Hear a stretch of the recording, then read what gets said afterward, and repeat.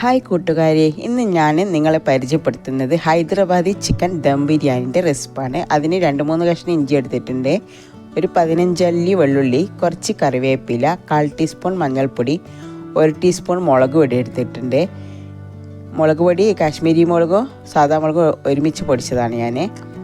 പിന്നെ 3/4 ടീസ്പൂണ് കുരുമുളക് പൊടി, 1/2 ടീസ്പൂണ് ചെറിയ ജീരകം, 3/4 teaspoon garam masala, 3/4 tablespoon കല്ലുപ്പാണ് എടുത്തത്, 3/4 ടേബിൾ സ്പൂണ് കസൂരി മെത്തി, പിന്നെ ഒരു പാക്ക് തൈരിൻ്റെ 3/4 ഭാഗം ഞാൻ എടുത്തിട്ടുണ്ട്. അതിൽ 1/4 ഭാഗം മാറ്റി വെച്ചിട്ടുണ്ട്. 1.25 കപ്പ് ഏകദേശം വരും. ഇതൊന്ന് 1/2 കിലോ ചിക്കനിലേക്ക് ഒഴിച്ച് വെക്കുക. ഫ്രിഡ്ജിൽ 1 മണിക്കൂർ 2 മണിക്കൂർ വെച്ചാൽ നല്ലതാണ്, അല്ലെങ്കിൽ കുറച്ച് സമയം കഴിഞ്ഞ് എടുക്കാം. ഞാൻ 2 മണിക്കൂർ ഫ്രിഡ്ജിന് താഴെ റെസ്റ്റ് ചെയ്യാൻ വെച്ചിട്ടുണ്ട്. പിന്നെ ഒരു പാൻ അടുപ്പത്ത് വെച്ച് ഒരു 3 ടേബിൾ സ്പൂണ് സൺഫ്ലവർ ഓയിൽ ഒഴിച്ചിട്ട് ഈ ചിക്കൻ അതിൽ ഹൈ ഫ്ലെയിമിലൊന്ന് പൊരിച്ചെടുക്കുന്നുണ്ട്. കാരണം പുറമേ മാത്രം ഒന്ന് പൊരിഞ്ഞ രീതിയിലായാൽ മതി, ഉള്ളു വേവണമെന്നില്ല. കാരണം ഇത് വേറൊരു രീതിയിൽ വേവാനുള്ളതാണ്. ഇതിനി മാറ്റി ബാക്കിയുള്ള ചിക്കൻ കൂടി ഇതിൽ ഫ്രൈ ചെയ്തെടുക്കാം. ഉള്ളി, തക്കാളി ഇങ്ങനത്തെ ഇൻഗ്രീഡിയൻസ് ഒന്നും ഇല്ലാത്തതുകൊണ്ട് ഒരു അടിപൊളി ടേസ്റ്റുള്ള റൈസ് മാത്രമല്ല എളുപ്പത്തിൽ ചെയ്യാൻ പറ്റുന്നതാണ്. ഒരുവിധം എല്ലാവർക്കും ഇഷ്ടപ്പെടുമെന്നാണ് എനിക്ക് വിശ്വാസം.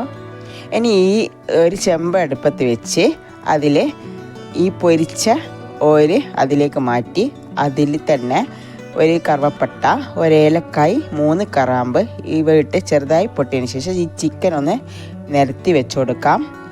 ചിക്കൻ മാഗ്നേറ്റ് ചെയ്ത് നമ്മൾ തൈര് മിശ്രിതം ഉണ്ടല്ലോ, അത് നമുക്കിതിന് മേലെ ഒന്ന് ഒഴിച്ചു കൊടുക്കാം. എൻ്റെ ഹൈ ഫ്ലെയിമിൽ 2-3 മിനിറ്റ് നന്നായി തിളച്ച ശേഷം ലോ ഫ്ലെയിമിലേക്ക് മാറ്റി പകുതി വറ്റണം, ഫുള്ളായിട്ട് വറ്റേണ്ട, പകുതി ഏകദേശം വറ്റിയാൽ മതി.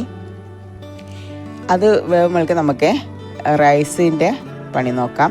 ഞാനിപ്പോൾ 2 ഗ്ലാസ് ഇന്ത്യ ഗേറ്റിൻ്റെ ബസ്മതി അരിയാണ് എടുത്തത്. നിങ്ങൾക്ക് വേണമെങ്കിൽ ഏത് ബസ്മതി അരി എടുത്താലും കുഴപ്പമില്ല, ഇല്ലെങ്കിൽ മാത്രം കൈമ അരിയോ അങ്ങനെ മറ്റേതെങ്കിലും നേരിയ അരി എടുത്തോളൂ. ഇത് ഞാൻ ഇപ്പോൾ 2 ഗ്ലാസ് അരിക്ക് 3 ഗ്ലാസ് വെള്ളം, 1 ഗ്ലാസ് അരിക്ക് 1.5 ഗ്ലാസ് വെള്ളം എന്ന രീതിയിൽ കറക്റ്റാണ് എടുത്തത്. ഇനി ഇതൊന്ന് തിളപ്പിക്കാൻ വെക്കാം. ഞാനിത് ഈ റൈസ് തയ്യാറാക്കുന്നത് കുക്കറിലാണ്. കുക്കറിലാകുമ്പോൾ എളുപ്പത്തിൽ ചെയ്യാൻ പറ്റുമല്ലോ, അതുകൊണ്ടാണ് ഞാൻ കുക്കറിൽ വെക്കുന്നത്.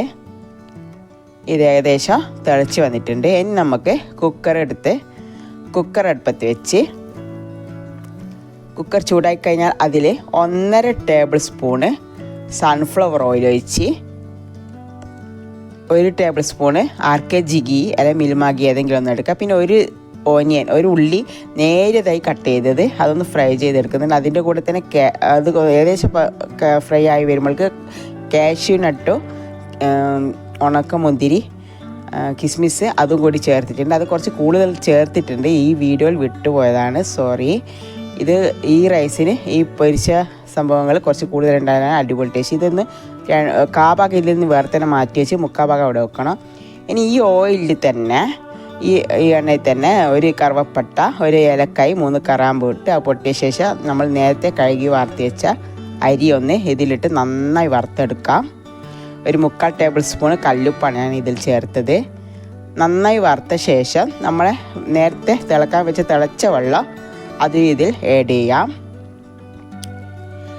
എല്ലാം ഒന്ന് നന്നായി ഇളക്കി കൊടുത്ത് ലെവലാക്കിയ ശേഷം കുക്കർ അടിച്ച് വെച്ച് ഹൈ ഫ്ലെയിമിലൊന്ന് 1 വിസിലോ, പിന്നെ ലോ ഫ്ലെയിം ആക്കണ്ട, മീഡിയം ഫ്ലെയിമിൽ 2ാമത്തെ വിസിൽ വന്നതിന് ശേഷം ഓഫ് ചെയ്ത് അവിടെ വെക്കുക. ശേഷം നമ്മളെ ചിക്കൻ്റെ നേരത്തെ അടുപ്പത്ത് വെച്ച സംഭവം ഏകദേശം 3/4 ഭാഗം പറ്റിയിട്ട് 1/4 ഭാഗം മാത്രം ഇതിലുള്ള അതിൻ്റെ മേലെ ഈ റൈസ് ഒന്ന് എല്ലാം ഇട്ട് കൊടുക്കാം, നിരത്തി വെച്ച് കൊടുക്കാം. എല്ലാം ലെവലാക്കിയതിന് ശേഷം ഇതിൻ്റെ മുകളിൽ ഗരം മസാല, പിന്നെ നമ്മൾ പൊരിച്ച ഉള്ളി, അണ്ടിപ്പരിപ്പ്, കിസ്മിസ് അത് ചേർത്ത് കൊടുക്കുക. കൂടെ കുറച്ച് മല്ലിച്ചപ്പ് വിതറി കൊടുക്കാം.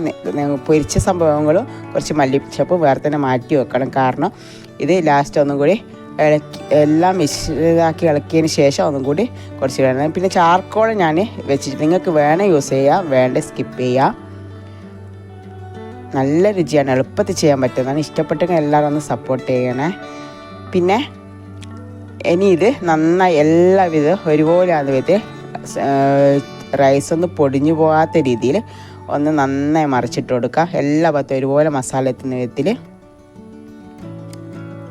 അത്ര രുചിയാണിത്. കുട്ടികൾക്കും മുതിർന്നവർക്കെല്ലാം ഒരുപോലെ ഇഷ്ടപ്പെടും. ഇനി ഇതിന് മേലെ കാഷ്യൂനട്ട്, ഓനിയൻ പൊരിച്ചതോ മല്ലിച്ചപ്പ് വിതറി വെക്കാം. നമ്മൾ അടിപൊളി ഹൈദരാബാദി ചിക്കൻ ബിരിയാണി തയ്യാറായിരിക്കുന്നു. ഇനി അടുത്ത റെസിപ്പിയുമായി വീണ്ടും കാണാം. ബായ്.